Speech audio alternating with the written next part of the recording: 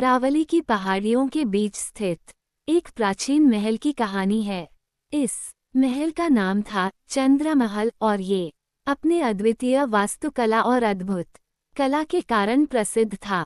लेकिन सालों से ये भी मशहूर था अपनी भूतिया कहानियों के लिए। इस महल का निर्माण राजा वीर प्रताप सिंह ने करवाया था, जो अपने समय के बहुत ही वीर और बहादुर राजा थे। महल का वास्तुकला अद्वितीय था और इसकी सुंदरता चारों ओर प्रसिद्ध थी।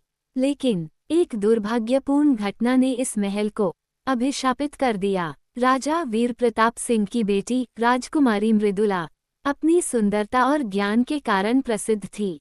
वो बहुत ही दयालु और स्नेही थी और अपने पिता के लिए प्रेरणा स्रोत थी।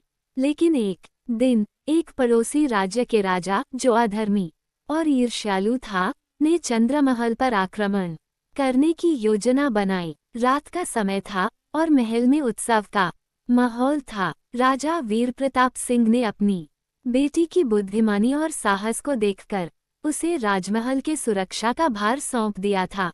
उसी रात आक्रमणकारी राजा ने चुपके से महल में प्रवेश किया और एक भीषण युद्ध छिड़ गया। राजकुमारी मृदुला ने अपनी वीरता और साहस से धूर्त राजा का सामना किया, लेकिन दुर्भाग्यवश एक धोखेबाज सैनिक ने मृदुला को धोखा देकर उसे मार डाला। उसकी मौत के बाद कहा जाता है कि उसके आत्मा ने महल को कभी नहीं छोड़ा। उसकी आत्मा महल के हर कोने में महसूस की जाती थी।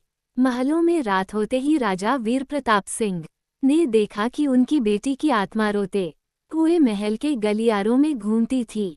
कई सेवकों ने भी बताया कि उन्होंने मृदुला को महल में देखा है। लोगों की डर से महल धीरे धीरे खाली हो गया और वीरान हो गया। सालों बाद एक युवा पुरातत्वविद, जिसका नाम था अर्जन, चंद्रमहल की कहानियों से बहुत प्रभावित हुआ। अर्जन बहुत ही साहसी और जिज्ञासु था और उसने ठान लिया कि वो इस रहस्य को सुलझा कर रहेगा। अर्जन ने महल का दौरा किया और वहां की हर कोने को बारीकी से देखा। उसे महल की सुंदरता और गरिमा से मोहित हो गया। लेकिन रात होते ही उसे अद्भुत और रहस्यमयी आवाजें सुनाई देने लगीं। अर्जन निडर था। उसने उन आवाजों का पीछा करना शुरू किया। रात के बीच अर्जन ने राजकुमारी मृदुला की आत्मा को देखा। वह आत्मा ध्वस्त और पीड़ित दिखाई दी। अर्जन ने उसके साथ बातचीत करने की कोशिश की और उसे निडरता से आश्वासन दिया कि वह उसकी मदद करेगा। मृदुला की आत्मा ने अर्जन को बताया कि उसकी आत्मा तभी शांत होगी जब अधर्मी राजा और उसके सैनिकों को उनकी करनी का एहसास हो जाएगा। अर्जन ने ये सबक लिया और उसने इतिहास के पन्नों को खंगाला।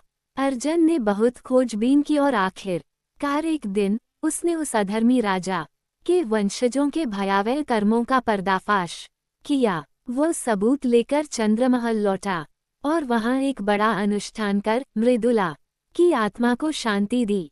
उस घटना के बाद चंद्रमहल की भयंकर कहानियां समाप्त हो गईं। लोगों ने फिर से महल में आना जाना शुरू किया और उसकी सुंदरता का आनंद लिया। अर्जन की बहादुरी और असाधारण कथा ने उसे एक महानायक बना दिया।